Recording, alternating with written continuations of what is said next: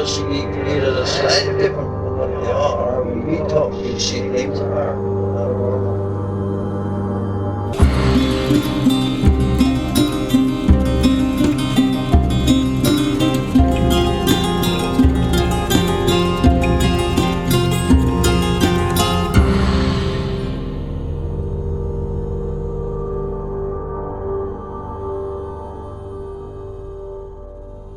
Welcome to Strange Familiars.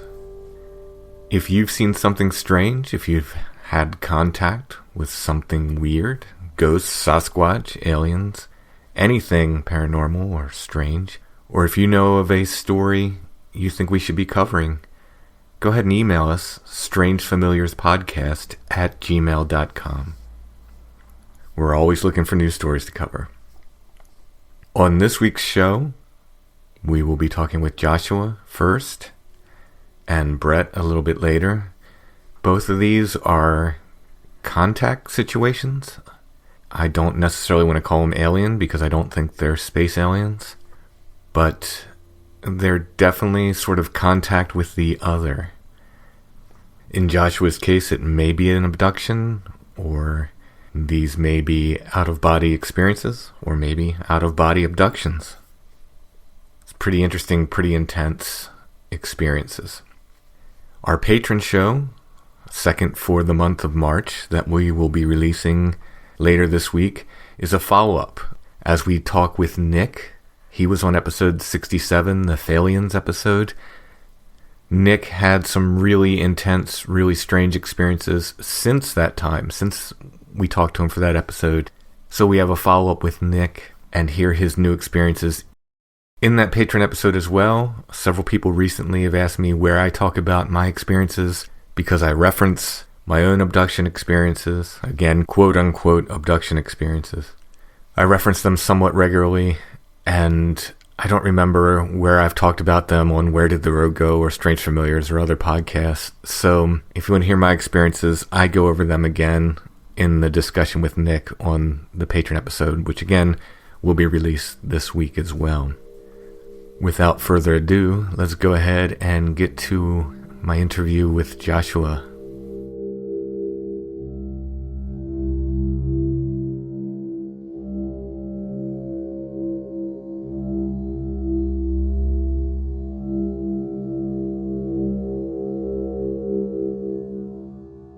All right, we're talking with Josh, who has a number of strange experiences.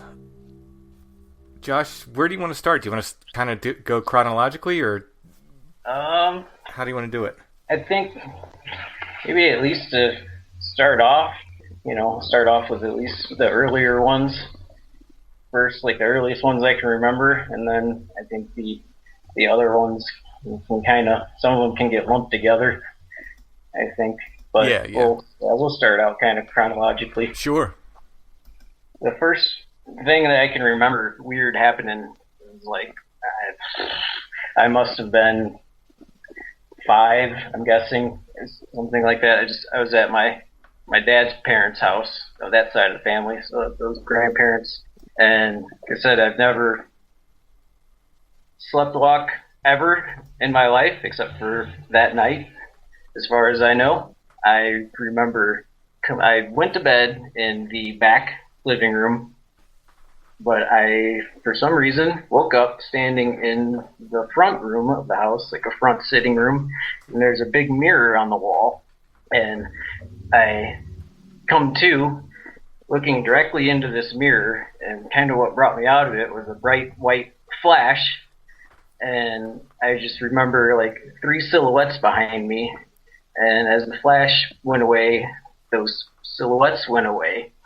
And I kind of like stood there, like unable to do anything. And then, after a good 10 seconds or so, like I regained function, and just as a kid, just kind of baffled. So I ran as fast as I could through the house and back and jumped into my makeshift bed into that back room and threw the covers over my head, and that was that night. And it was never something I thought very much of until the later experiences. Right. Yeah, I had a similar thing that I wrote off as just a little kid dream until I started thinking about some of the other later experiences I had.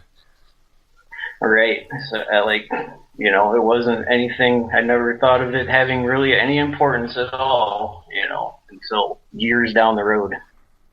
As a kid, too, I kind of found my way, interested somewhat in the paranormal, too, and it didn't really have anything to do with that experience. I think kind of what got me into it was, as most kids do, especially back in the 80s, I was a huge fan of dinosaurs. I loved dinosaurs. And that took me down the road to the Loch Ness Monster and other cryptids of that sort, because that was the going theory at the time for everybody. That's what got me into the books and at the library, and just kind of a little bit of knowledge about that subject. At a young age, and even at a young age too, I was reading just odd books for my age. I was always reading more adult books.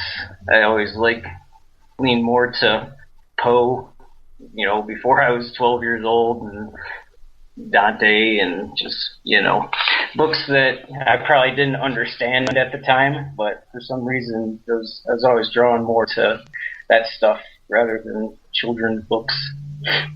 But nothing really happened as far as weird experience again until I was about 11 or 12 years old, and that was when I had my first UFO sighting. I don't have any preconceived notions of what it was. I still have no idea what it was. All it was an odd light in the sky. So this time I was at my other grandparents' house, my mom's side of the family, and it was, I don't know, just after dusk. It was just getting dark early into the night, and I was out in the front, kind of standing on the wood fence, and looking up at the sky, and I just noticed this brighter light in the sky, sitting low. It was out of place, to the normal night sky and all the other stars, and I just stared at it and watched it, and it just sat there.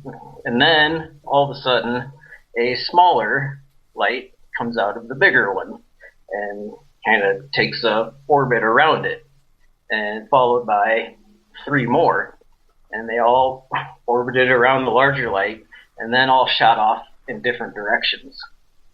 And the in between seeing that and then them coming back is what has always kind of been off to me. So there's probably a good 30 minutes that don't really make sense.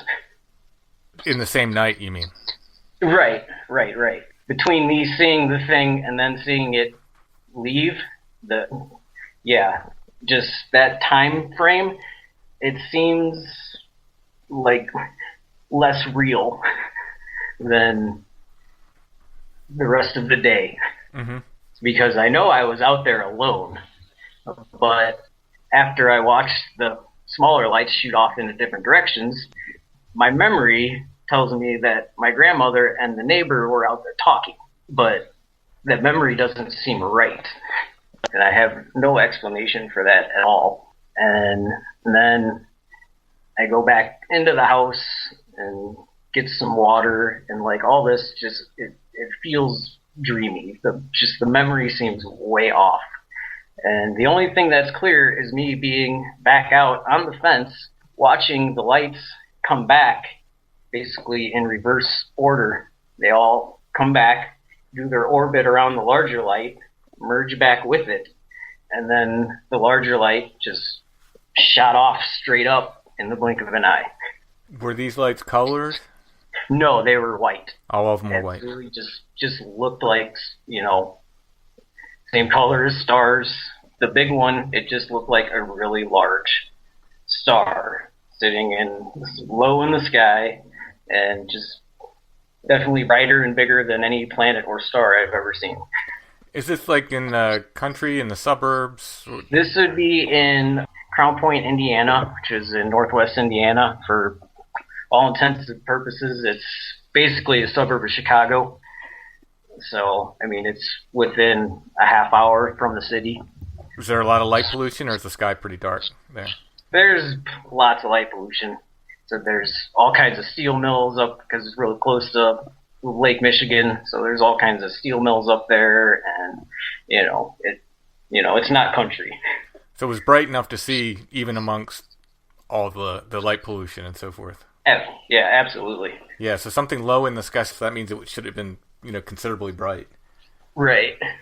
And I've never seen anything that I can compare with it, like ever. I've never even really heard any reports of other, UFO witness reports of something similar. Yeah, I feel like there was one locally here that, and I don't know if it was exactly the same, but where it was definitely little lights orbiting a bigger one. But I want to say those were colored too. It's been a while since I read the report. Yeah. I always keep my eye out, and so far I haven't come across anything too similar. So I'm always intrigued when I hear something. Right. Well, I'll try to find that report and see how similar it is. I could be completely. I think they were even saying that they were shooting beams at each other, like the little one and the big one or something in this report, if I'm remembering correctly. Oh, okay. That kind of sounds like my dad. He lives in South Central Ohio near Serpent Mound. Oh yeah. His property actually borders Serpent Mound. Oh wow. So it's pretty cool out there, and it's really dark, no light pollution and stuff like that. With Wright-Patterson close by, and then there's also a factory, I believe, that manufactures engines for the fighters. But they do tests and mock fights, air fights and stuff. And what they would do is they'd be flying over, and you'd see the little green lasers coming from the fighters. Oh wow. Yeah, so that was pretty cool to see that. But that's all man-made stuff. Absolutely. So do you feel like there was, for lack of a better word, missing time in there, that whole period of time where you said it's just kind of weird and dreamlike? Yeah, it's so murky that, it's at least a half hour. It could be more, it could be less, but, I was so young, and, it happened so long ago. When you sort of had that second part of it, for lack of a better word, where you were sitting outside again and they came back, was your grandmother and the neighbor out there at that time? Oh, absolutely not. Oh, okay.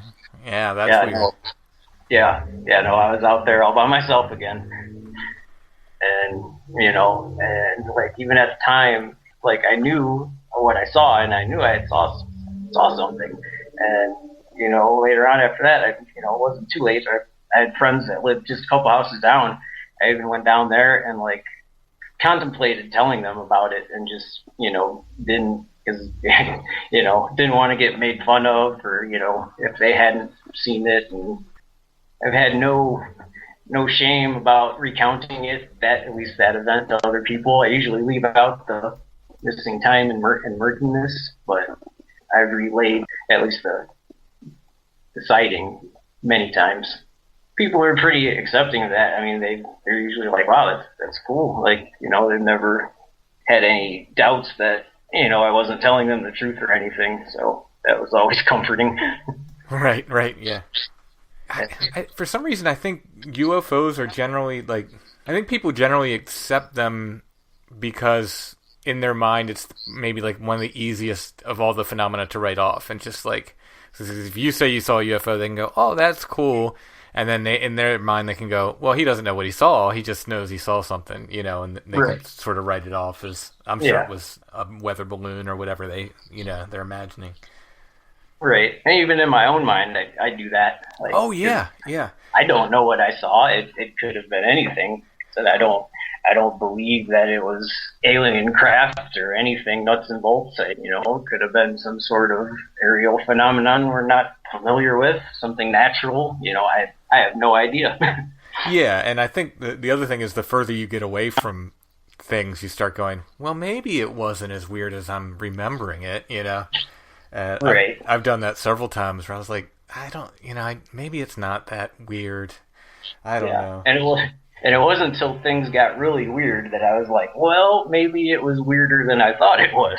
Right, yeah, it's when you start looking back. Yeah. So let's head towards that, I guess, or is there something in Yeah, between? and there's, and that was the two things that happened really like in my younger days. I didn't really have anything happen again until my early 20s. And that was my next UFO sighting. And I actually had two people with me at the time. So that was cool too. So they saw it as well. Right. That's always good. That's my favorite when there's somebody there to check me. Like, are you seeing that too? Right, and that's pretty much how it went down too. That was me and my friend Wayne and Dave, and we were driving south down a road called Broadway in Maryville, Indiana, and and it's a pretty built up strip with stores and shopping centers and this and that, pretty much the whole way down. And so we're driving, and I'm sitting in the back seat, and I'm looking out the front window, and I see a red light in the sky, and it's dimming and getting brighter. It's not like completely turning off. It's more like a tail light on a car. Like when you hit the brakes, it gets bright and let off, and Right, yeah. It's still lit up, but it's bright. And at first, I thought it was one of those, towers that you see off on the sides of the roads, with the red light blinking. So, like, at first I didn't think anything of it, but then I started thinking, there's no towers like that on this road, unless they just built it, and I had no idea. But they did not, and so I asked my friends, I said, hey, is there one of those towers with the red blinking lights on this road at all? And they look at each other and they're like, no. And I said, well, what's that? And so they looked at it, and we're all looking at it, and we're like, what is that? And then it as it was dimming, and then it got bright and stayed bright, and then it just zipped off to the east. And we were like, holy crap. And then it zipped back across the sky in front of us to the east. So we turned east to follow it, and we still see it. It's moving, slowed down a little bit, and it's moving, and then it just shot north, and it was gone. The one or two UFOs I saw, and one I'm pretty sure it was an aerial phenomenon. I just haven't figured out how to explain it yet. It was like it was just a white light, looked like a star, and it was just bouncing up and down repeatedly. As you looked up, it looked like it was going up and down an inch in the sky, but on the horizon line, but rapidly, just bap, bap, bap, bap, bap. And there were guys with me when I saw that. I feel like that's got to be something atmospheric or something. It was just too weird, just to bounce, like it was like somebody bouncing a ball in place. But right. Just rapidly, just up and down, up and down, up and down, up and down.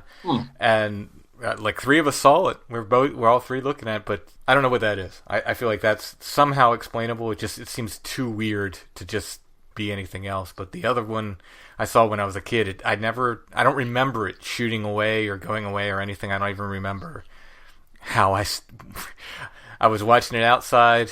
I don't remember how I got inside the house. Then I was watching it from the window inside the house, and then I don't remember stopping watching it. So, but I kind of want to see them like shoot off real fast like that, like people report. It's crazy, just because I've seen meteors, I've seen fighter jets, I've seen all kinds of different things, and to see that thing move like it did, I have nothing to compare it to. Right, and that's what so many people say. They turn on a dime and they shoot off so fast that it's unlike anything man-made. Right. And it's like I try to come up with different thought experiments of what it's like. So, like if it's a craft, maybe the dimming and brightening is like it's building power. I still have no idea what it was. Just a red light that zipped around like nothing I've ever seen. Right. I've seen green meteors shoot across the sky, blue tinted. Never saw anything really red, orange and white, and it definitely was not flares. Yeah, exactly. Or swamp gas. Right. Or Venus. So did that lead into the experience where there's entities? I don't know if it directly led there, but what really triggered my memory with them and then began noticing them more consciously was I had a night terror, I suppose, and I've never. So this is one of those things that I've never had. I don't even generally have nightmares because I'm generally pretty aware that I'm dreaming, and I wouldn't say that I'm a lucid dreamer or anything like that, but I usually have some sort of awareness that I'm in a dream and have some semblance of control when I'm dreaming. Mm-hmm.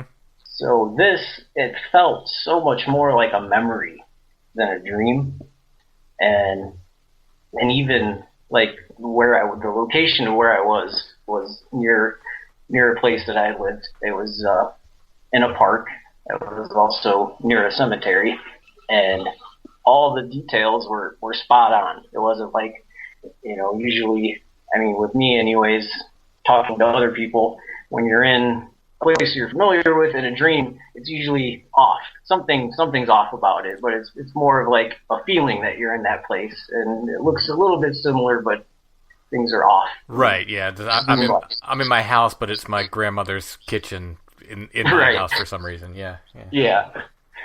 So, but every detail was perfect and immaculate, and I'm walking through it, and once again, I see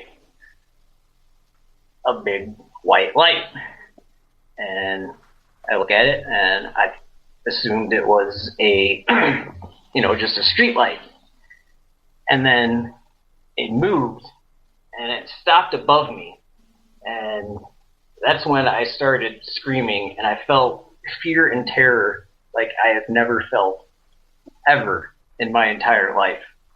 It is indescribable fear that I felt.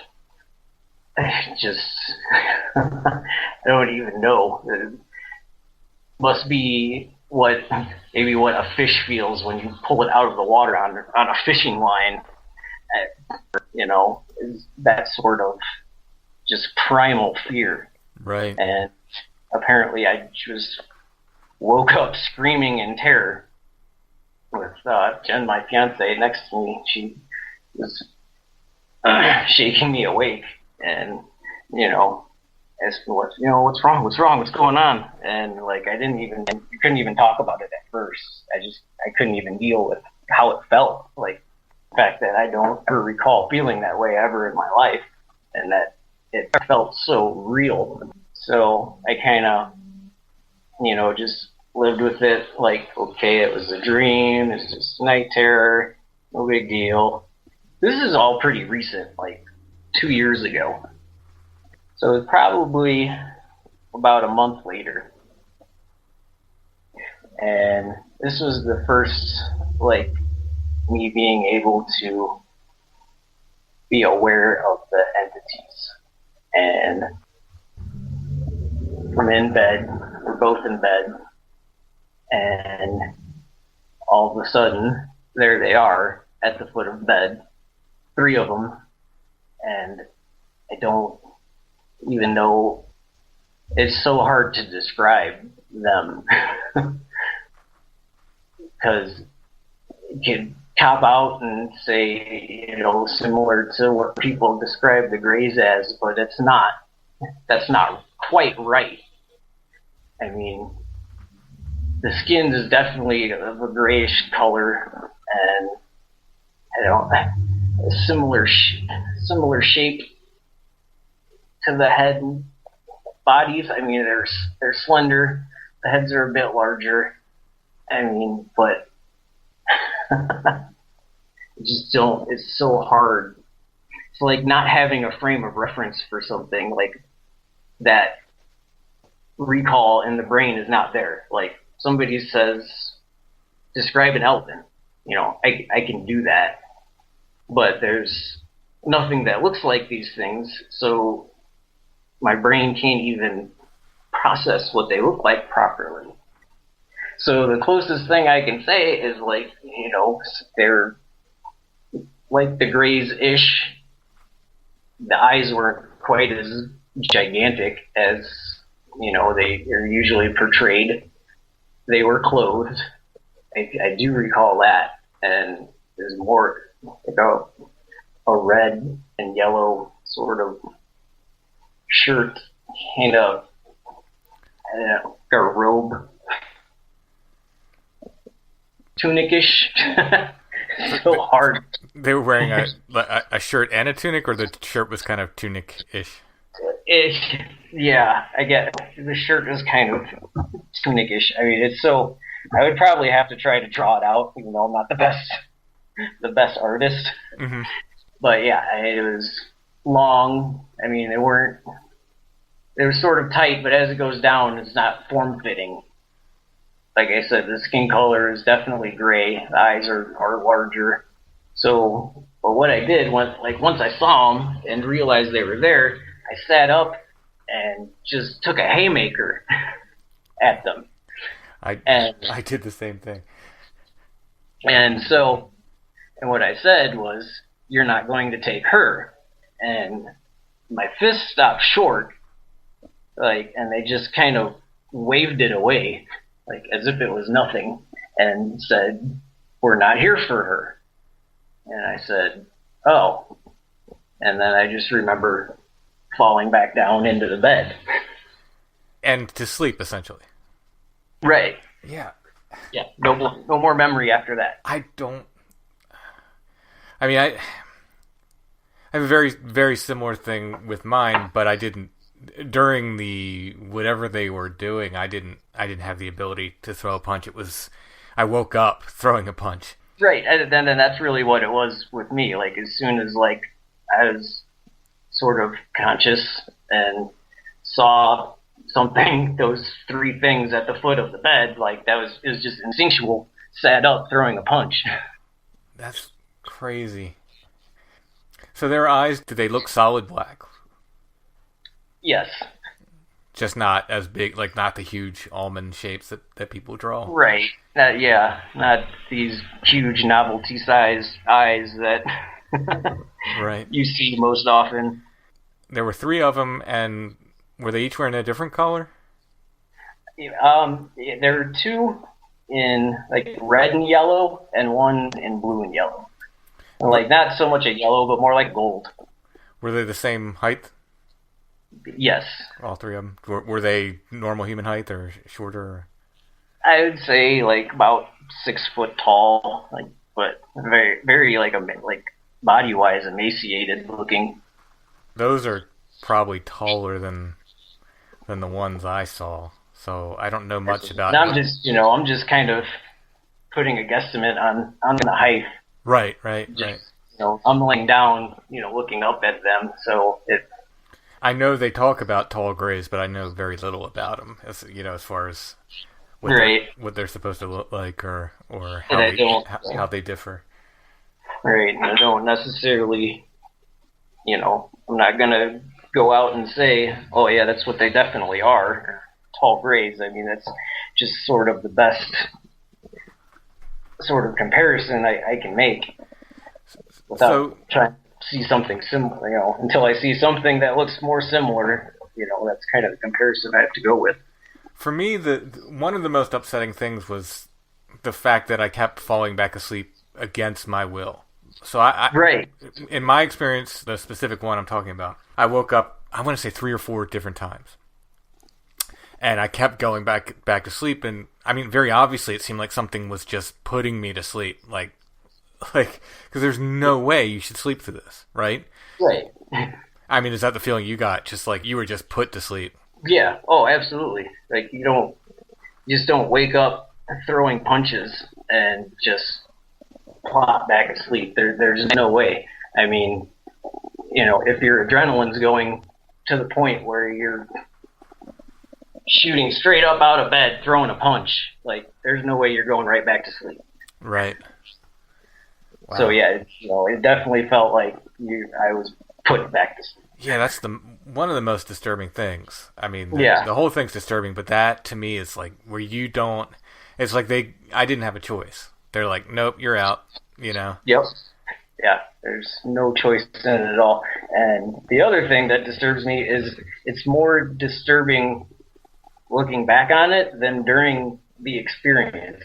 Like, it's like they keep me in this awkward state of comfortable, but not comfortable with what's happening. But I'm not truly uncomfortable with it until I'm thinking about it after the fact. Mm-hmm. So that's really bothering. Yeah, I don't remember being. I just remember being very angry, like the angriest I'd ever been in my life. I was very angry. But I can't express it. Is what is the thing. Mm-hmm. I guess is what I'm trying to say. It's not comfortable, but there's just sort of an acceptance, I guess. Like, you're confused and angry, but there's absolutely nothing to be done. I don't know. I guess I've never referred to it as an abduction experience because there's a whole lot of it that doesn't mesh up with the standard abduction tale that you see on documentaries and whatnot. It's just weird. and I have to say the people that I've talked to that have experienced it, none of them match up with the standard abduction tale you see. You know what I mean? They're all like slightly off and slightly different and maybe like individualized for whatever reason. You know? Yeah, and those are the ones where I'm like, okay, like I believe this guy. Mm-hmm. And it's like when I see the standard, 90s alien abduction tale, I'm like, I don't know about that. It's just, it's obviously not my experience, but so. Well, at least we can say that there's a bigger chance that it's something they read somewhere, and I'm not even saying they're making it up. Maybe it was a dream for them, or maybe maybe they internalized it, or maybe. I don't want to cast doubt on it, but you can definitely say they certainly could have been influenced by media. Right. Where these other ones, sometimes they get so weird. You're like, no one's got this from a book or anything. It's just bizarre. Did you hear the one we had with the three entities, the Faeliens episode? I did. Yes. Yeah, yep. that was just so bizarre. Like the stuff he's talking about is so wacky that it's like it's not your typical, abduction. Not at all. So did you have recurring events with these things? Yes, and after that one, there was a time I woke up and went to the window.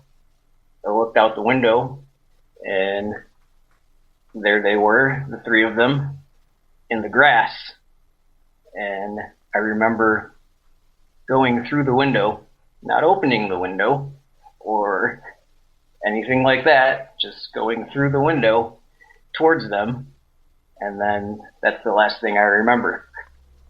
Wow. But they were there outside, clear as day. Did you see anything else, any craft or anything with them, or just the three entities? Not on that occasion. There was one, we had moved to a different apartment. We were on a third floor now, in bed, and I wake up in a fright, and I didn't see the entities this time, but what I felt like I just got put back. Like I just, for some reason, wasn't in my bed, and then I was in my bed, even though I had went to bed. Mm-hmm. But like I said, it just felt like I was put back, and then woke up slightly terrified and discombobulated, and I looked out the window, and above, the building was L-shaped, and the window looked at the other L side of the building, and above the roof there was a red light. And so it obviously caught my attention, and I watched it, and it sat there for a bit, and then just took off and disappeared. Did it look anything like the other red light you saw way back? It did look similar, but it was just, it didn't dim or brighten. It was just a bright red light and then took off. But it did look very similar. Wow. Are those the only times, or do you have more? One other time, I can definitely refer to it as a dream experience, but it seemed like more than a dream.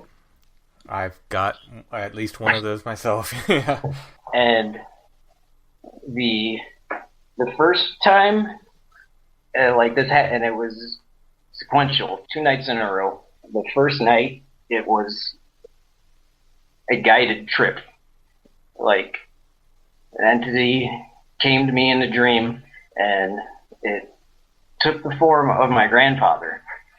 Like, I knew it wasn't my grandfather. I knew it was this other thing in the dream, and it knew so, but it took that form to comfort me, and it told me so, and it just kind of took me around this dream realm. I guess it just kind of showed me around this place. It was, I don't know. I mean, it just, there was trees and forests, and we were driving. Like, at least to me, it seemed like we were in some sort of vehicle. I don't know what kind, but it was just kind of showing me, like, this is where I'm from. This is where you go. And is taking me back, and I asked, do I have to go back? And it said, yes, I have to take you back. And so, and it was okay. And I woke up the next day, and I was like, well, that was weird. So you had a sort of an ongoing conversation through this. Yeah. This experience. Yeah. I mean, it wasn't too in depth. It was just, kind of showing me around this place. I mean, at least I can't remember a whole lot, but yeah, it just told me this is where we take you. This is where you go, and that's kind of showing me around.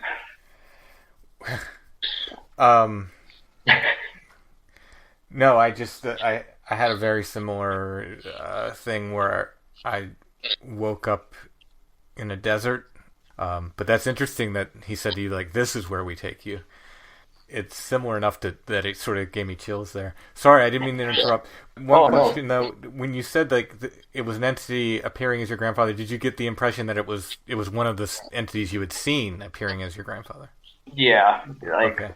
Definitely, if not one of the three of the same, whatever they are. Right, gotcha.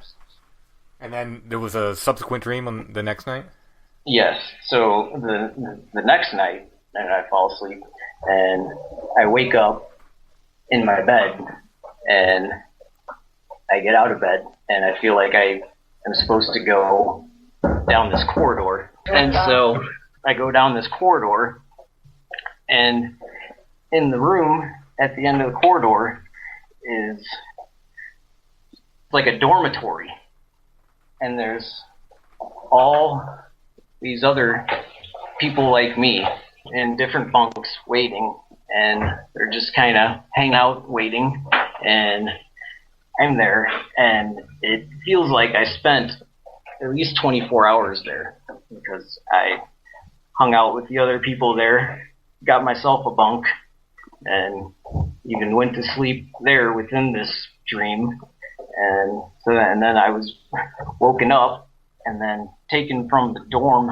part through a door into this other large building and rooms, and it was very cathedral-esque, but a bit more modern cathedral, like high ceilings, large doors.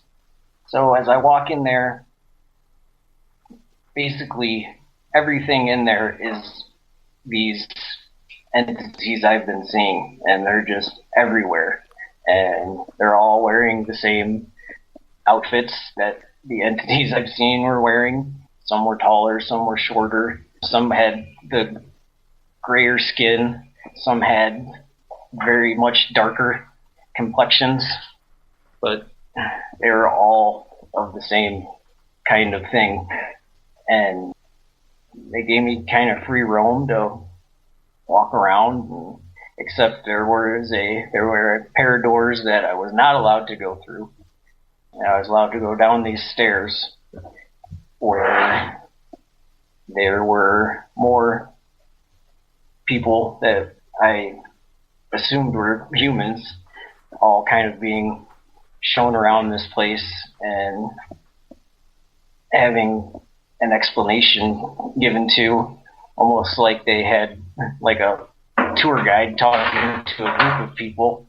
And this just all made completely no sense to me and completely just weirded me out. And like at a certain point, like I just had enough and went back up the stairs, down the corridor, back through the dormitory, and then back down the other corridor and back to my bed.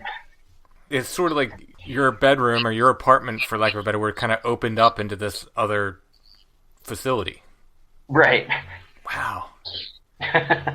When they were sort of talking or giving the guided tours or whatever, they're speaking with their mouth? Dude, I don't know.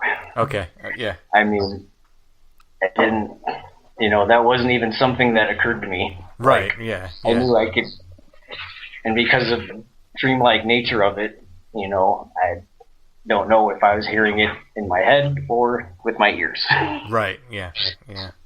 Was there a fear response when you saw all these things, or was it sort of dampened?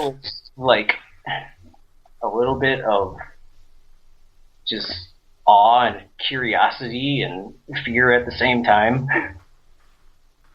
About how many other people, I mean, just a rough guess, would you say were there? Human people? There were at least 8 in the dormitory section, and then about 20 when I went down the stairs into the big open part where the one was leading the big group of people. And I mean, this is just a wacky question, but the humans you would talk to in the dormitory area, if you ran into one of the ones you talked to on the street, would you think you'd recognize them? I don't think so. One of them maybe, but it's just such a weird experience. Like, what I think would be awesome is if I were just kind of somehow this got casually brought up in conversation, and somebody was like, the same thing happened to me. And right. Then it would be fantastic if I recognized him from that. Right. My mind would be completely blown, and my reality would be turned upside down. Yeah. Wow, that's so weird. Do you remember what their voices sounded like? Did they just sound, human? Yeah, I mean, but like there's like less emotion to their speech. It was quite robotic, but it definitely wasn't human. Yeah, I think I would describe it similarly, and that they only said that one sentence. That's the only thing I ever remember hearing. The other time when they were beside my bed doing something, it's like they didn't speak, because I just remembered, like, I couldn't speak either. I was like paralyzed, but I remembered like screaming in my head, like, you can't do this, or you don't have the right, or whatever it was. And I remember them. I don't remember them specifically saying we do have the right or anything like that. Whatever it was just this feeling in my head of them just brushing it off, like it was nothing to them, like my protest. When I took the swing at them, I mean, that is exactly how it was. Like everything I said, what I heard from them, all just sounded like it was in my head. Yeah, and the message really seems to be, we're in control, Mm-hmm. and we can do what we want. Yeah, absolutely. Even on that, kind of got that guided trip dream. I mean, that was, I felt that same message. Yeah, man, that is really weird. I'm very interested in the things they say and the way they say them. Yeah, I don't know. It's so blunt and matter of fact, and there's no debating it. Yeah. I mean, at least with the gray things, it's just like you said. They're not robotic, but they're almost like automatons or something. There's no emotion there. Yeah, no emotion, no empathy. Yeah. No. So these experiences happened up until a couple years ago, or? That would have been probably one of the most recent. About a month ago, I did have a very vivid dream where I was in a big dining hall, and the entities, there was one setting out food, all this food, different kinds, cakes, meat, turkey, potatoes, just anything you can think of. This just big, huge table, and they were setting it and placing all this food down there. And suddenly in the dream, like, aware, just because I've been looking into other avenues, and I remember a little bit of fairy lore, like, don't eat or drink anything. Right. And, like, that thought crossed my mind, and I was like, oh, shit. And so I've, like, forced myself to wake up. And this was the first time this had happened. When I woke up to being asleep. Like, so then I had to force myself really awake. Yeah, that's weird. Yeah. So you were conscious that you were asleep. Mm-hmm. In other words, when you came out of that. Yeah, that's so weird. Yeah, I came out of it, and it looked like I had woke up where I was, but I somehow knew that, wait, I'm not awake yet. Right. So I had to force myself awake a second time. Do you think things are happening more than you remember? I get that feeling. Mm-hmm. I can't say for sure, but I definitely get that feeling. Yeah, I certainly did at the time where it was at its most intense. I remember thinking, like, I think things are going on. I don't know if nightly, I don't know how often, but I knew I seemed to be getting bits and pieces, and that's that. Yeah, definitely with the bright light night terror, that was when I kind of started thinking, okay, that definitely felt more like a memory. Mm-hmm. So how long had these things been going on that I'm not aware of? And like with that too, even just to confirm, because like I described everything in detail to Jen, and then I took her to where it happened, and she was pretty amazed that like everything was as I had described. And she was like, yeah, that was probably a memory and not a dream. The other question is, what is your day-to-day like? Do you have a steady, normal job, or is your life kind of crazy, your schedule kind of wacky? Well, now it's kind of wacky because we kind of just decided, we had both always just kind of wanted to get out of Northwest Indiana, and just been talking about it for so long, and we just kept making excuses of, why we should stay and this and that. And as of early December, we just decided we're just going to cut ties and go. So we headed west, and we're just kind of doing the gypsy lifestyle and kind of taking subcontractor jobs, odd jobs, and just kind of seeing where it's going to take us. Right. Because I've always been pulled out here to Colorado for some reason or another. I haven't figured out why yet, but but now we're out here, so just kind of seeing how it goes. And you feel like the phenomenon has followed you? Yeah. Yeah. Yeah, so that dining room dream was only happened about a month ago. Okay, so. Yeah. So, Jeff Ritzman, I don't know if you've ever heard him on Where Did the Road Go? He's... I did. And that was one of the times where I was like, this is... I can relate to this. Yeah, and Jeff's one of the guys I trust the most when it comes to this stuff. And he was talking to Josh and I about the fellow we had on for the Nick, who we had on for the Faeliens episode. And he was saying that apartments are actually more common for this kind of stuff to happen in than houses.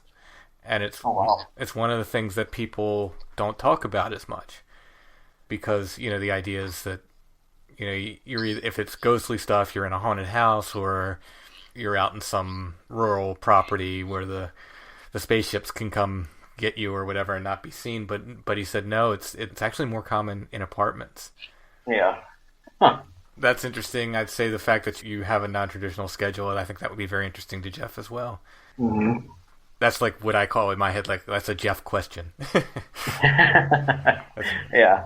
I've definitely, I've often heard, people ask, like, what, is your lifestyle sort of chaotic, when it comes to that, and, in regards to having these experiences, and, there are just weird things that go along with it. Yeah. I had put a sound-activated recorder under my bed when it was the most active, and I regretfully now I threw away the tape because I couldn't bear to listen to it. Oh. Would that be something you'd be open to doing? I would. I mean, and I've thought about it, and then I think about it, and I'm like, man, do I really want to know for sure? Yeah, that's the thing. It was horrifying. I didn't even listen to the whole tape. I did it for about a week, and I was like, I just took the tape and threw it away. I was like, no, I can't. I've said it before. I'd love to have that tape now for the podcast. Be fantastic. Right. Yeah. I'd be very interested in it now, but at the time, in no way could I handle it. And the reason I say a sound recorder is, I think all this stuff, for some reason, we're allowed to record sound. Video, but not video. Yeah, for whatever reason we don't get video. We don't get photos, at least not clear ones. We don't get the video. Mm-hmm. For whatever reason, we're allowed to record sound. Now, what I got was I didn't get anything, clear voices or anything other than my own saying no. I got a bunch of electronic beeps and bloops and stuff, sounding like a 8-bit kind of video game almost. And then and then me saying no a lot. So it was very freaky. I did not like it. That is creepy. Yeah. And and we've talked about it, Jen and I, and I think she's even like wouldn't want to hear something like that. But then I remind her that, hey, they're not here for you. I mean, I'm not laughing at it. I mean, it's so bizarre. It's the absurdity of it. Yeah. What are her feelings then? Does she think this is like a sleep paralysis thing, or does she think you're experiencing something, some kind of entity presence, or what? She definitely thinks that I'm experiencing something, but it's definitely not. She definitely doesn't lean more towards the sleep paralysis. Mm-hmm. It does freak her out to a point. Mm-hmm. Other than you waking up screaming and all those horrible things, has she ever noticed anything? Yes. Oh, really? Yeah. She'd have to fill me in a little bit. Waking up to you talking to that thing on the edge of the bed? Oh, yeah. Apparently, yeah, she has woken up to me talking to them. Oh, really? Yes. But they're not, like, she can't see them? No. She cannot see them. Wow, that's intense. Yeah. Like stuff like that she tends to keep to herself more than I hold back. Yeah, yeah. Wow, that's amazing. That's chilling, really. I mean, I had another. I don't even know what to call it. It's just this very intense. Like, I feel like it was a contact dream recently, and it felt like it was tailored to me. Like it really felt like the whole thing was just tailored to me. Like the whole experience. It was like almost like a play put on for me. Right. And you wonder if something like, it's just so bizarre, the whole thing. I don't know. I don't know what to make of it all. You know, it's just so weird. Most of my dreams feel like that. Like, when I, swap dream stories with other people, they're like, wow, your dreams are really weird. They're usually, in this odd, more apocalyptic landscape, and just weird things are happening. It's almost like it's a training ground, and I go through these survival scenarios, and that's more often than not, on average, that's what I dream about.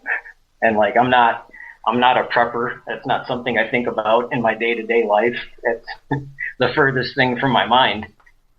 So it's odd that I have those dreams. One thing that I had heard while listening to some shows was they talk about the Oz effect. Mm-hmm. And then I realized that happened to me when I was down at my dad in the woods after dark, and I had traversed these woods during the day and at night many times, and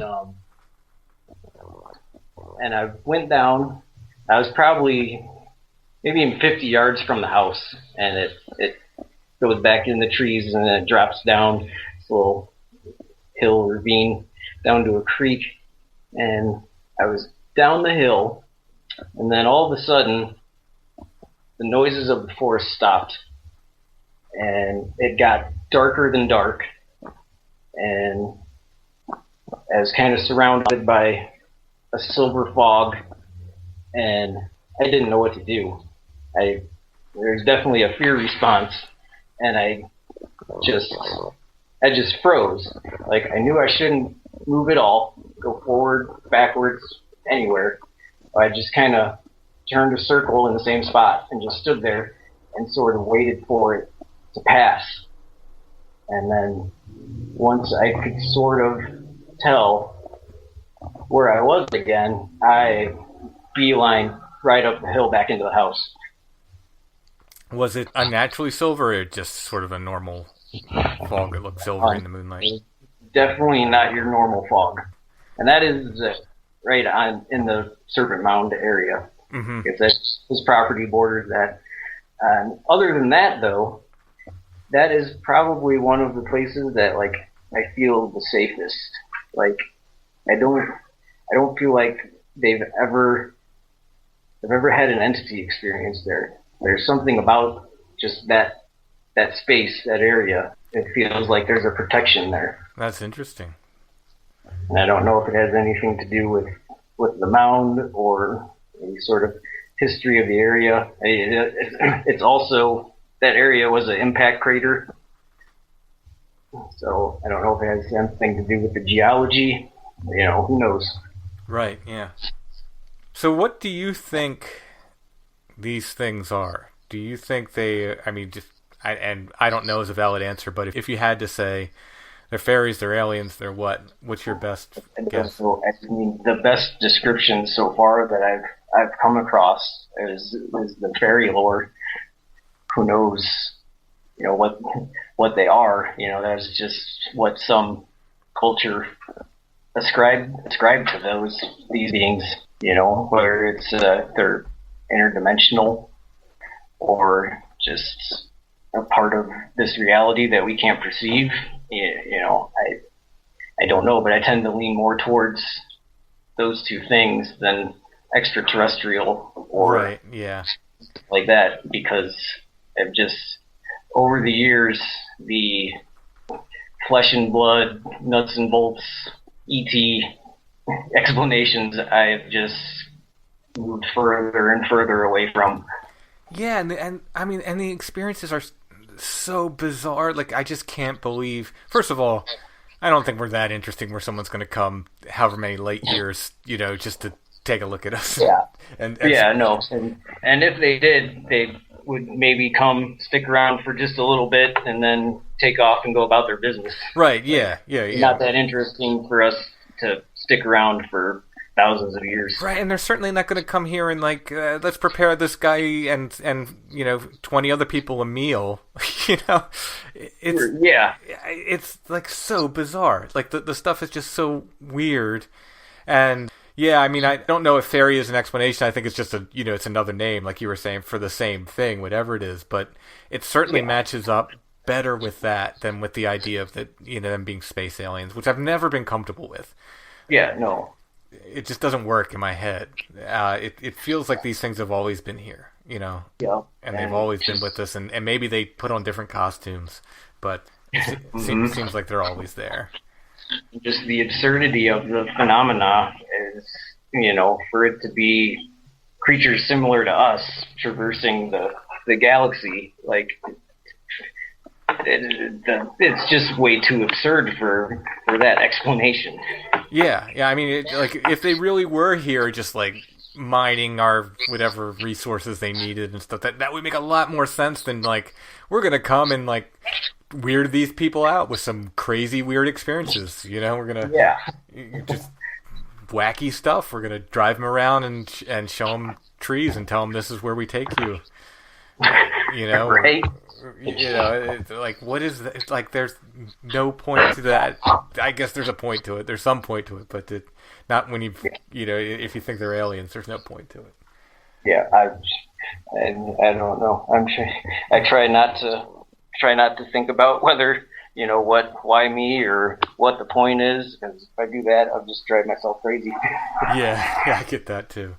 Well, thanks so much for sharing your stories. I mean, they're intense stuff. Yeah, it feels good to get them like off my chest and kind of out there. So. Yeah, and I mean, I don't know whether to say I hope you don't have more, or if they're all pleasant from here on. I mean, it's that weird kind of thing where, having experienced it myself, there's sometimes where I'm like, I don't think I'd trade those experiences. I'm sort of happy. No, I wouldn't.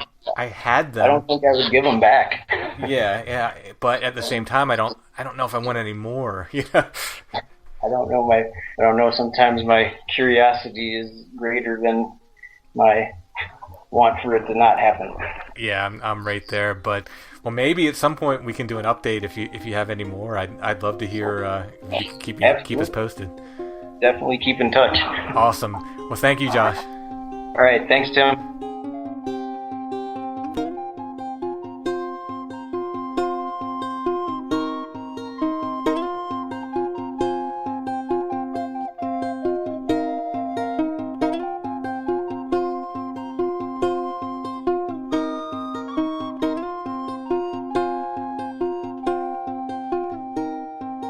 Strange Familiars is brought to you by our patrons. If you'd like to help us continue to make Strange Familiars and get extra content to boot, please consider becoming a patron at Patreon. That's patreon.com/strangefamiliars. Just $3 a month will get you extra shows. We do at least one extra show for our patrons every month. Lately we've been doing 2 or 3. But we do promise one full extra episode of Strange Familiars for our patrons. There are other levels of support there as well. If you want to go on a little higher level, you can get stuff like t-shirts, stickers, patches, and more. Go ahead and check it out at patreon.com/strangefamiliars. If you don't like the idea of a subscription, you can always make a one-time donation. We have a paypal.me link in our show notes at strangefamiliars.com, and you can find that there. And a free way you could helps us out a lot, is to leave a good 5-star review wherever you listen to podcasts, whether that's iTunes, Stitchers, or wherever.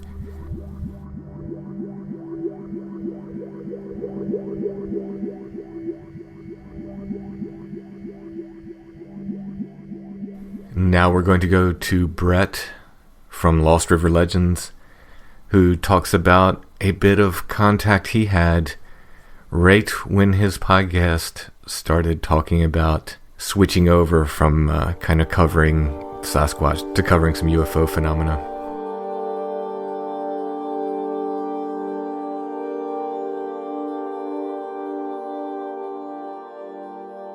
We're talking with Brett from Lost River Legends, who's going to talk about a couple of, I guess, UFO type experiences or alien type experiences. What would you classify it? Yeah, so it happened last month. We're in March right now, and it happened last month. And you mentioned we do Lost River Legends, my friend and I, James, and which is a great podcast. Where can they find you? We'll just go off on a little sidetrack here and introduce that. Sure. So we're on iTunes, we're on Spotify, Podbean, YouTube. We're on pretty much every major podcasting platform. Just type in Lost River Legends or go to lostriverlegends.com, and you'll be able to find all our shows and links. And there's a carousel that we have of all the links for different podcasting platforms that we publish on. So it should be pretty easy for people to find. But yeah, we've been at it for 6 months now. I think we just completed episode 17 or 18. We're just moving right along. We started out doing mostly Bigfoot stuff, but I think you branched out, right? We did, and that kind of leads into the discussion for tonight. Is when we did Lost River Legends, our idea was to explore unexplained mysteries, specifically in eastern Idaho, where we're from, and that quickly branched out to obviously other states and other parts of the world. But yeah, we basically covered Bigfoot for the first several shows, and we even had you on, Timothy. We had you on one of our shows as a guest, and then we started to branch out because we felt, we have all these different topics that we want to talk about, and it seems like there's always a connection with Bigfoot and UFOs and all these paranormal happenings. It seems like they're all interconnected, or at least touching in some way. And so we made a shift. The first part of February, we made a shift and said, hey, this is what we're going to be doing. We're moving away from Bigfoot for a while, and we're going to be primarily focusing on UFOs and aliens and just different paranormal things in that world. And that kind of led to a situation, an experience that I had. It was actually 1 week after we had that announcement is when I had my experience. That feels like more than a coincidence. Yeah, it does. And it was interesting because in the interview in that podcast, in that episode, then we said, we don't know what aliens are. We don't know what UFOs are. We don't know what their intent is. We don't know if they're nefarious, if they're good, if they're bad. We don't know, but we're going to drive towards these topics, and we're going to experience as many guests that we could get on to see what they think. We've obviously, both James and I, we've researched the topic. We've talked about it. We've listened to different shows. We've had our own different experiences. I'm 40 right now, and this is some of these experiences we had were 20 years ago that kind of made us question the world around us a little bit, and really gave us pause to think about different things that are happening. So in this podcast, we're shifting gears to UFOs, and I remember going back to listen to that podcast. It's been a few weeks, but I remember specifically I was like, are they good or are they bad? Why are they here? If they're real, why are they here? What are they doing? And so these questions were just percolating in my mind, and even more so than they had before. And interestingly enough, it was the second week in February. It was a Friday night. I don't know, I'll just kind of go right into my experience. Sure, yeah. And so it was Friday night. I wake up, it's about, I would say, 2 or 3 in the morning. And I'm just, people talk about sleep paralysis and this impending fear that overcomes them, and they just can't move, and they're just really locked into the moment and in a terrible moment. And that's what I was experiencing. And it scared the crap out of me because I've never had anything like that happen to me, to where I couldn't move because I was just so fearful of whatever was happening. It was really hard to explain. So I'm kind of looking around the room. I can look around the room and I don't see anyone. I look over, my wife is sleeping. Yeah, so it was, I was kind of in this moment for a minute. And then after I kind of woke up and got my wits about me, still couldn't move, was still in a very fearful state. I had this voice enter my mind, and it was a voice, it was not a thought. And the voice said, if you want to know the truth, then you need to give us permission. And I'm going, give who permission? Give what permission? And I'm just, these questions are just circling in my mind, and I'm freaking out. And then it kind of dawned on me, like, look, this is an answer to the questions you've had. And in that same moment, I felt like there was something not in my house, but in the vicinity of my house. Like it wasn't inside my house. And it was terrifying because I felt like there was several of these, whatever you want to call them, we'll call them aliens, beings, demons, whatever you want to throw at it. I felt trapped. I felt cornered. I felt like this was a deliberate event that was happening in my life, happening at me, directed at me. And anyway, I just about lost it. And a few minutes later, kind of calmed my fears, and I was kind of alleviated of that fear and had the sense of more kind of peace and protection. You know, and I'm a religious guy. I've grown up in a Christian church my whole life.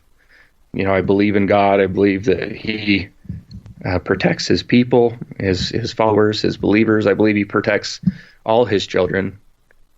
And I kind of felt like there was this, like, look, you're okay. You know, I got you. This thing is over. But I honestly felt like I had an answer. It wasn't an answer how I intended. It wasn't something I was really actively seeking out to have an experience like this to confirm anything like that to me. But had a heck of a time going back to sleep. I was able to move again, and I kind of in a sweat, kind of in a cold sweat, and just kind of in a daze a little bit. And I sat up on my bed and I looked around, and obviously there was no one or nothing in my room, and had the balls, I guess, if you want to say it, to walk around my house a little bit. But that was kind of my experience. And I you know, it wasn't I didn't see anything. I didn't have nothing touched me or anything like that. And so I think some people might think, well, it's kind of hard to confirm if that's a real situation or not. But, you know, it is what it was to me. And it was confirming enough that it was almost like a deliberate attack on me. I have to say that it affected you enough where right after it happened, you told me about it, and I said, come on the show and tell me. And we made plans, and then you canceled because you're like, no, this is too heavy, you know? Yep. You did, yeah. And we were chatting, and you said, hey, if we go after this, I remember this conversation clearly. I remember you said, look, if we go after this and we talk about it, it is gonna mess you up. And it's going to be really hard. And I'm going, okay, you know, and it was still pretty fresh in my mind. And I hadn't really, I don't know.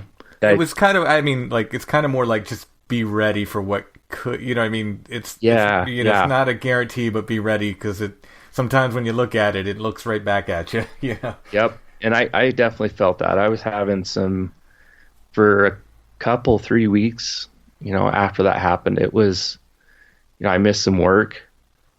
I didn't tell my wife. I didn't tell my kids. I told my buddy, James, that I do the podcast with. I told him the next morning, and I said, dude, you have no idea what happened to me last night. And I told him, and he was just like, he was beside himself, because he's like, geez, am I next? And I was fully convinced, and this sounds kind of crazy, but I was fully convinced that if I was like, yeah, I give you permission to enter my house or whatever, the crap would have hit the fan in a very real way. But yeah, when we talked here was, and I felt really bad for canceling, but man, I was in a pretty bad place, and just digesting everything and thinking everything through. And one thing that really kind of gives me pause to confirm that this actually happened is it was 2 weeks ago from last Friday. My wife and I were on a date, and we had done some shopping, and we were talking, and I said, "Hey, I need to talk to you about something."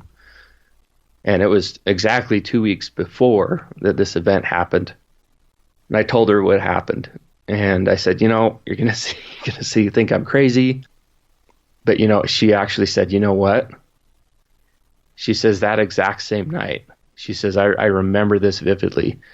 She says, "I tried waking up and I couldn't." She says, and she used the word sleep paralysis. She says, "I couldn't move. I was scared." And that was the exact same, we can't confirm the time. Right. But it was the same night that happened.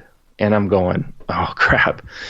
And I'm like, I'm kind of worried because, being the provider and the father of the home, I was like, geez, what did I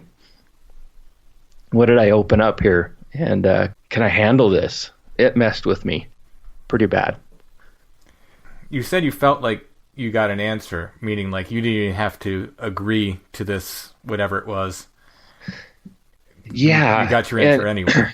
And I felt like if I had said yes and I could move, and this sounds kind of crazy, but I firmly believe I sensed a presence around my house. Like they were trying to get in my house. And then, that's when the words came, if you want to know the truth about us, then you need to give us permission. And I don't know. But yeah, I felt like if I'd walked outside my house, I would have seen something. Mm-hmm. I would have seen something. I would have seen a craft, really. It was that, intense. It was that real.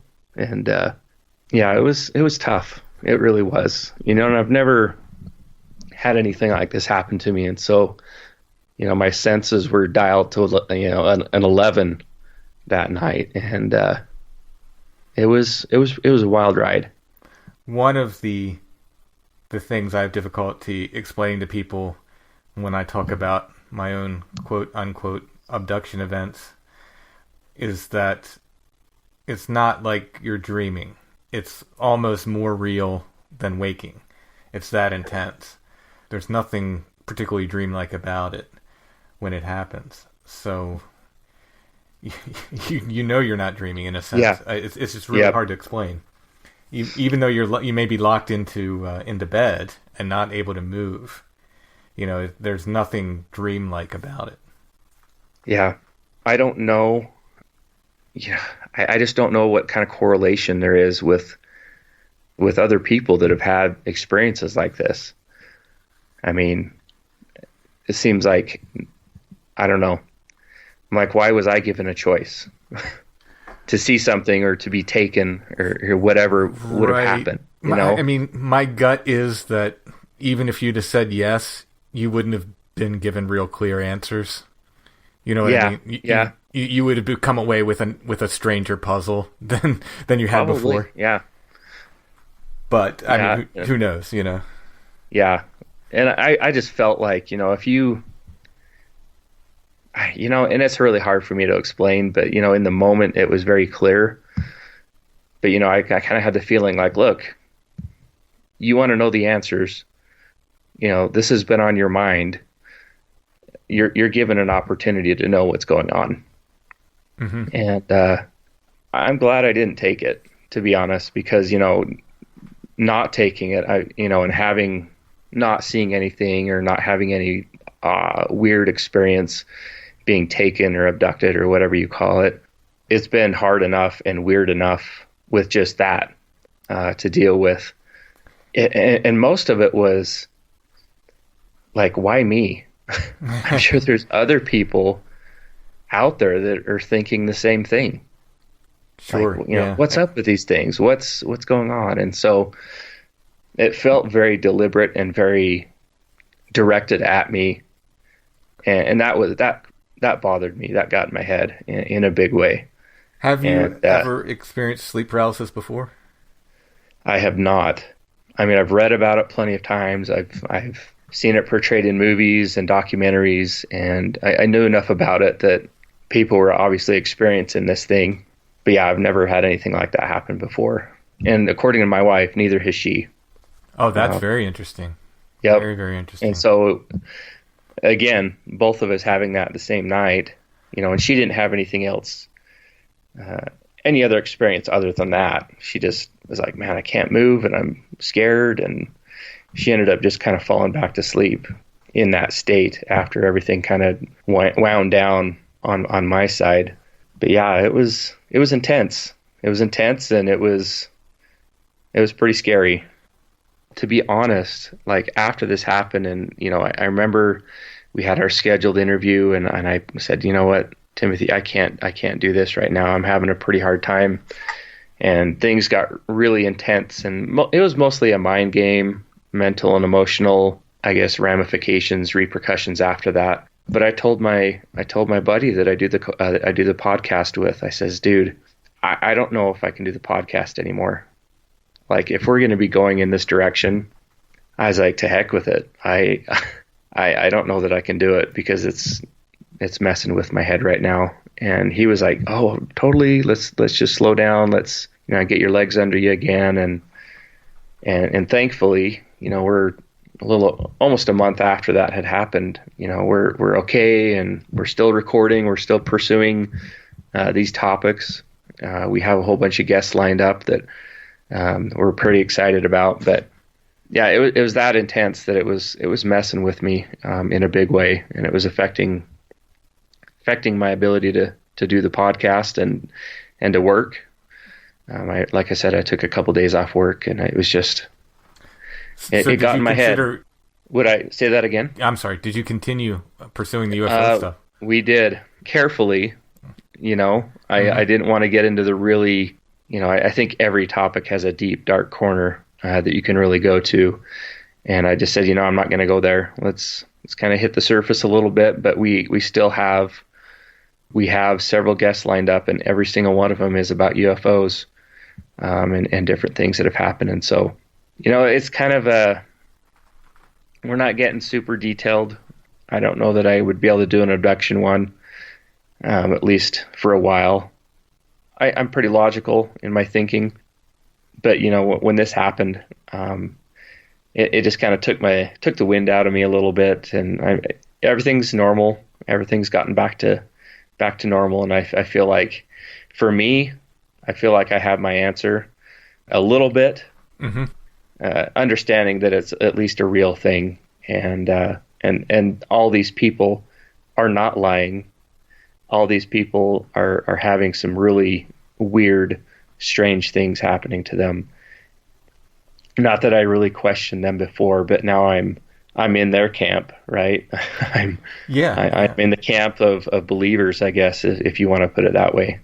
Well, I mean, it can really affect you when this stuff reaches out and taps you on your shoulder. And you're like, whoa.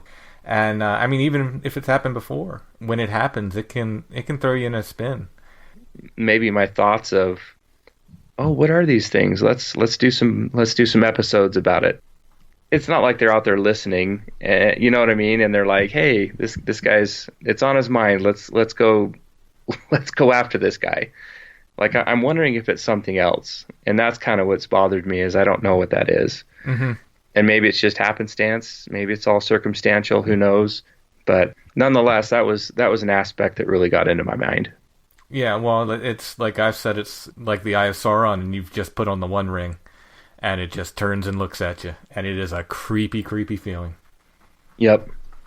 And and right after it happened, your name just kept popping in my head. You need to call Timothy. You need to get a hold of him. You need to tell him about this. And you're the only other person besides my wife and James that I told.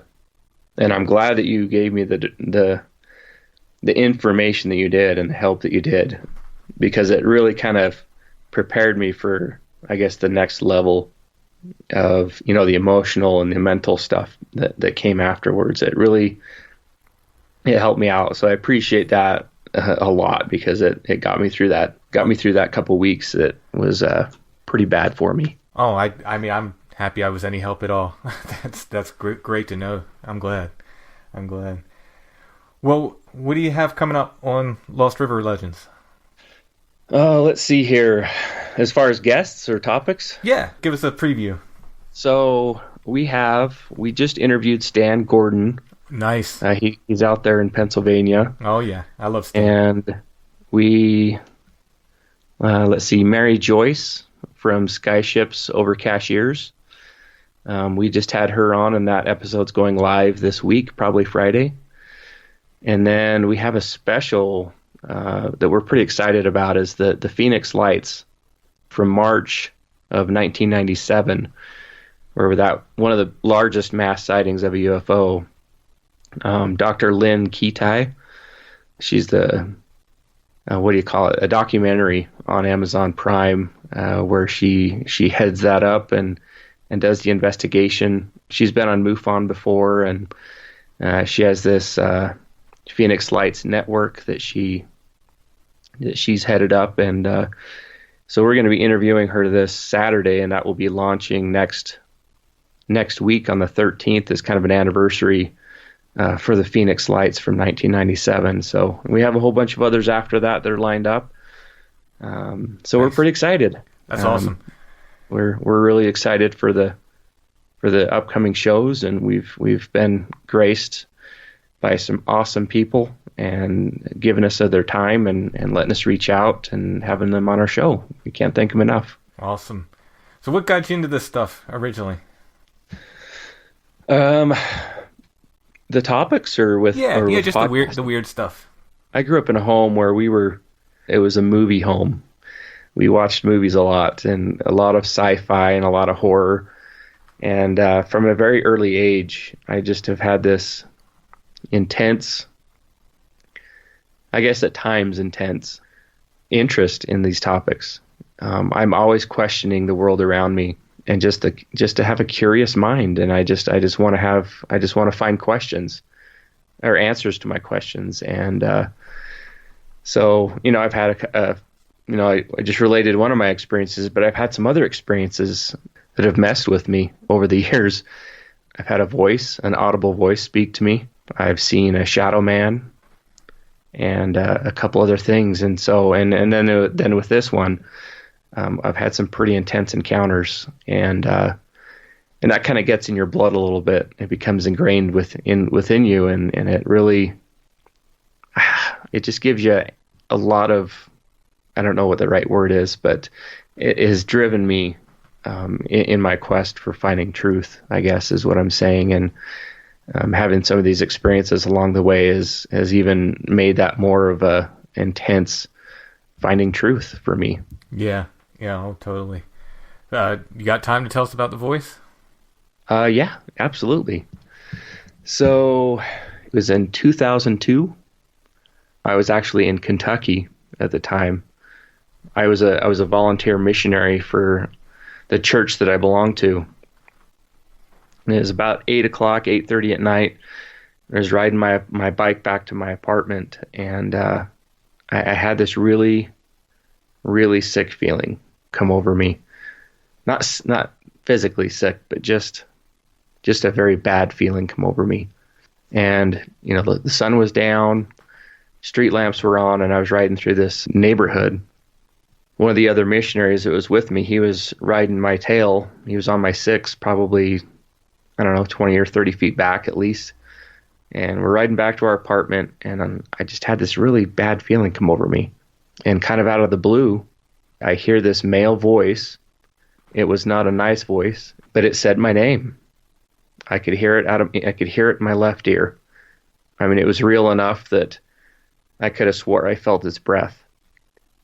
And it just said Brett, and it was just like that. And I thought it was the other missionary behind me. I thought he was riding up on me, but I turned around and he was even further back than he was before that happened. And it was actually interesting because a couple weeks later, I wake up. It was a kind of a similar experience to the one that I just shared, but I woke up in my apartment and I see this shadow man standing in my doorway staring at me.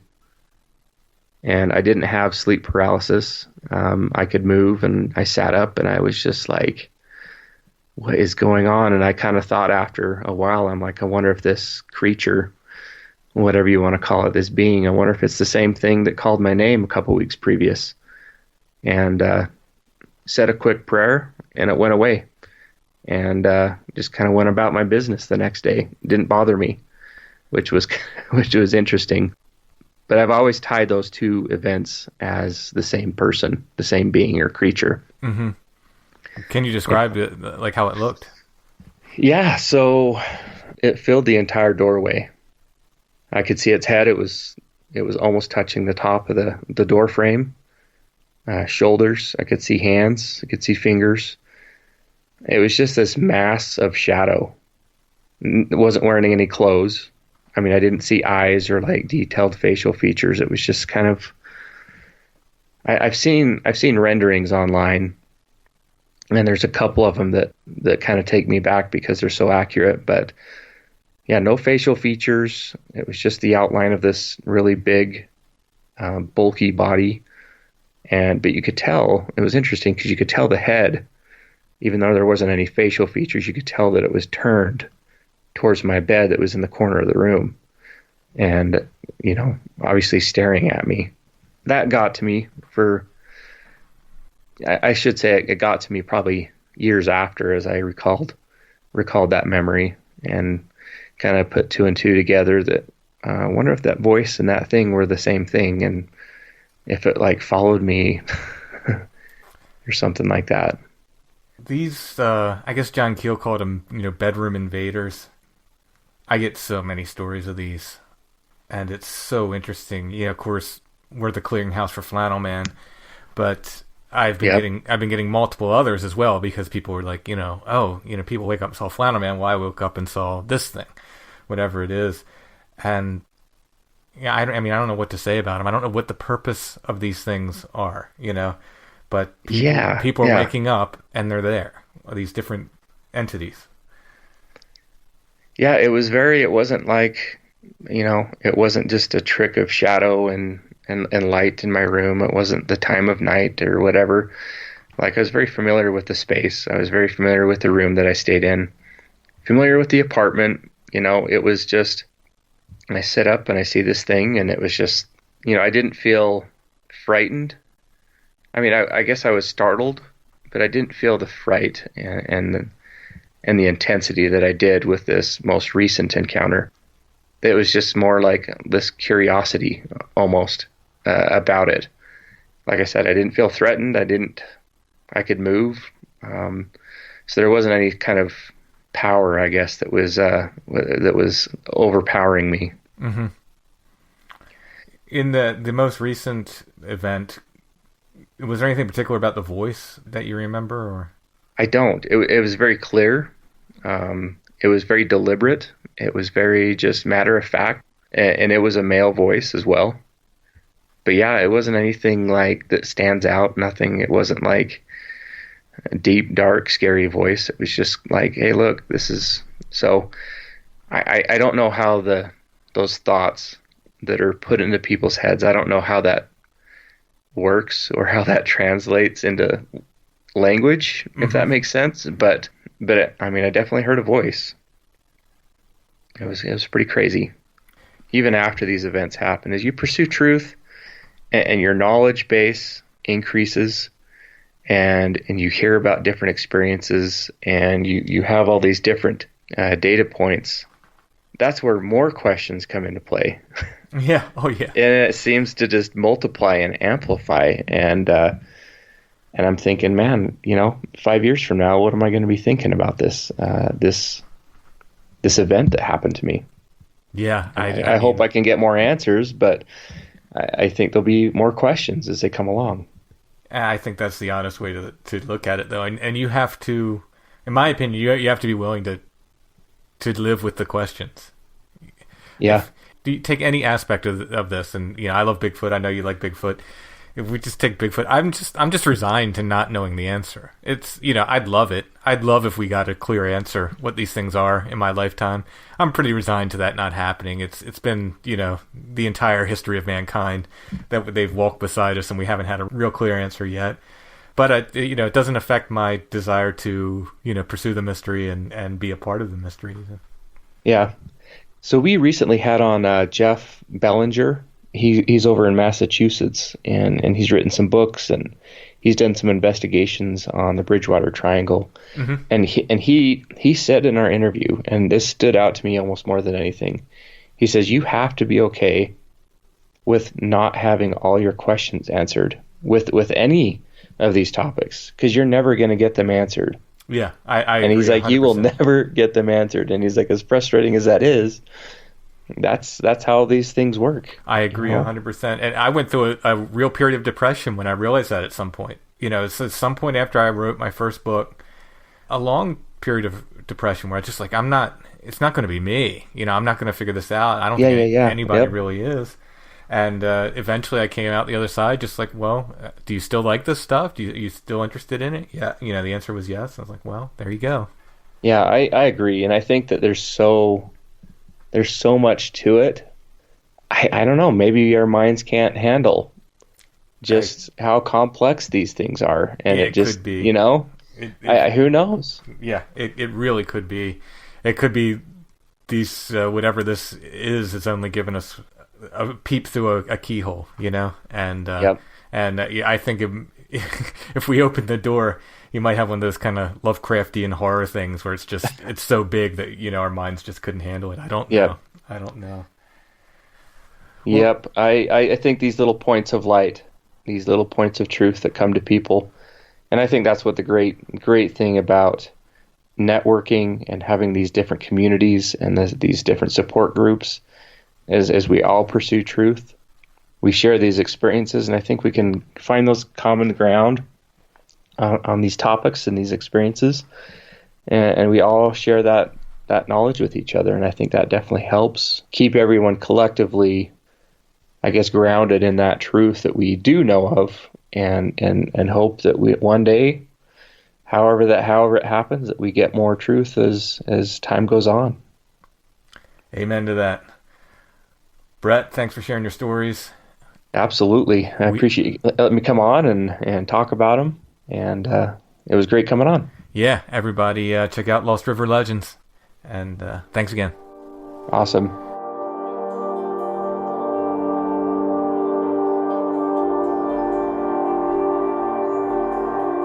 And you can find Brett at lostriverlegends.com, and of course wherever you listen to podcasts.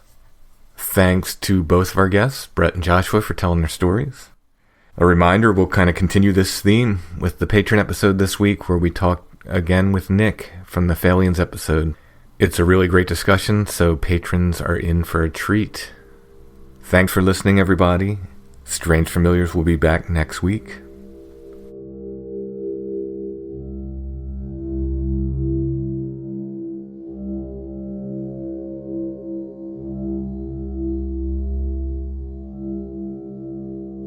Strange Familiars is a production of Dark Holler Arts, music, books, art, podcasts, and more. darkhollerarts.com. Intro and background music is by Stone Breath. Go to stonebreath.bandcamp.com for more. And if you're on Facebook, go ahead and give our Facebook page a like.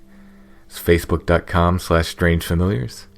You can also join the Strange Familiars gathering group there.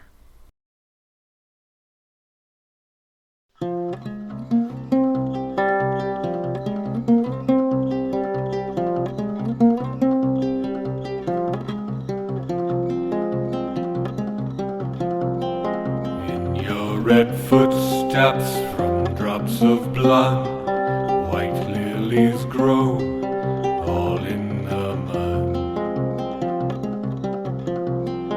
We walk behind you, gathering flowers in silent prayer for lonely hours. Just like your Savior, see how you bleed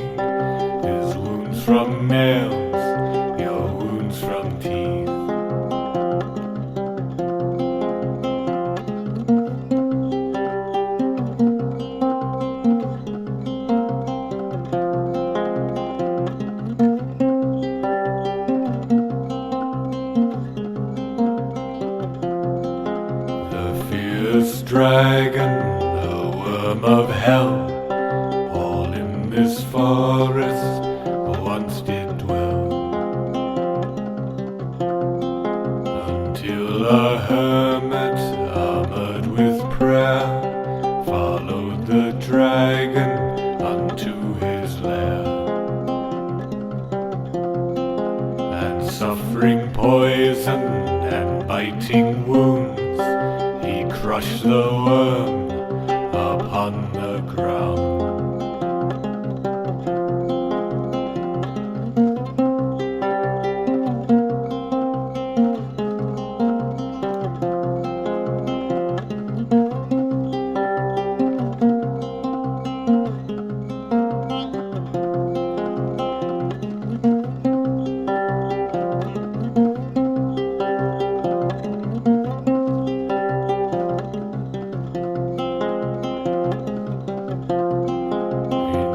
Red footsteps from drops of blood, white lilies grow